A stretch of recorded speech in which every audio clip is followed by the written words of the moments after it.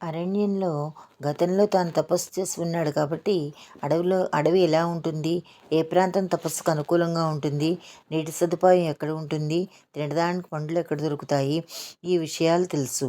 అందుకని పూర్వం తాను తపస్సు చేసిన ప్రాంతానికే వెళ్ళాడు.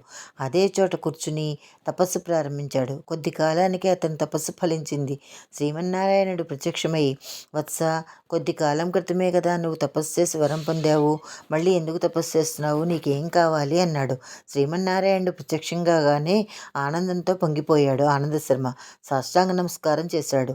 ఇప్పుడు స్వామి, గతంలో నా కుమారుడు కలుగుతాడని వరమిచ్చావు, అలాగే కొడుకు పుట్టాడు, చాలా ఆనందంగా ఉంది. కానీ వాడు అల్పాయుష్కుడు అంటున్నారు, 12 సంవత్సరాలు మాత్రమే జీవిస్తారు అని నారదుడు చెప్పాడు.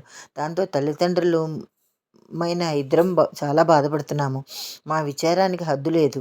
ఆ దుఃఖాన్ని నువ్వే పోగొట్టాలి, అందుకే నిన్ను శరణు వేడుకుంటున్నాను అన్నాడు. ఆ మాటలు విన్న లక్ష్మీనారాయణుడు, ఓ బ్రాహ్మణోత్తమ, గత జన్మలో గత జన్మలో నీ భార్య చేసిన కర్మ వల్లనే నీ కుమారుడు అల్పాయుష్కుడు అవుతున్నాడు.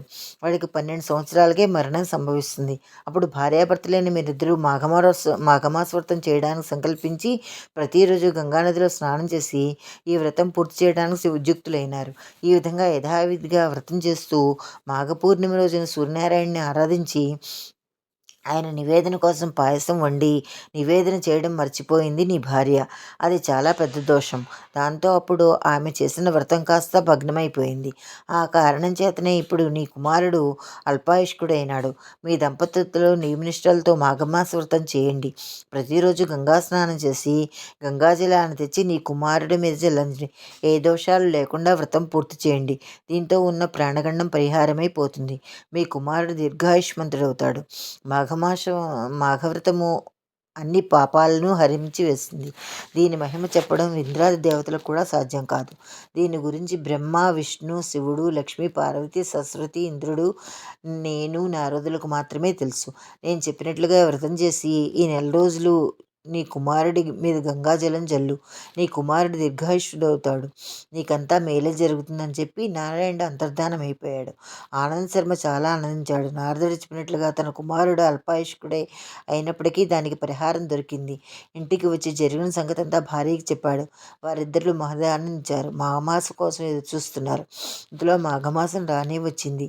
భార్యాభర్తలు నియమనిష్టలతో మాఘమాస వ్రతం మొదలుపెట్టారు. ప్రతిరోజు గంగలో స్నానం చేసి శ్రీమన్నారాయణుడు చెప్పగా గంగాజలాన్ని తెచ్చి పిల్లవాడి మీదకు చెల్లాడు. మాఘమాసంతో పాటుగా వ్రతం కూడా పూర్తయింది. ఇలా చేసినందువల్ల పిల్లవాడు దీర్ఘాయువు అయ్యాడు. 3వ సంవత్సరం వచ్చి పుట్టు వెంట్రుకలు కూడా తీశారు. 7వ సంవత్సరంలో ఉపనయనం చేసి గురుకులానికి పంపారు. విద్యాభ్యాసం పూర్తయింది. తగిన కన్యను చూచి వివాహం చేశారు. కుమారుడి పిల్లలు కలిగారు. ఆనంద్ శర్మ దంపతులతో మనమలతో కాలక్షేపం చేస్తూ చాలా కాలం గడిపారు. అంత్యకాలంలో శ్రీమన్నారాయణ్ణి ధ్యానిస్తూ విష్ణులోకం చేరారు. అందుచేతనే జుహ్ను మహర్షికి మాఘమాస వ్రతంలో తనని తీరని కోరిక లేదు అని చెప్పాడు కృష్ణమధుడు. మాఘమాసం 15వ అధ్యాయం సంపూర్ణం.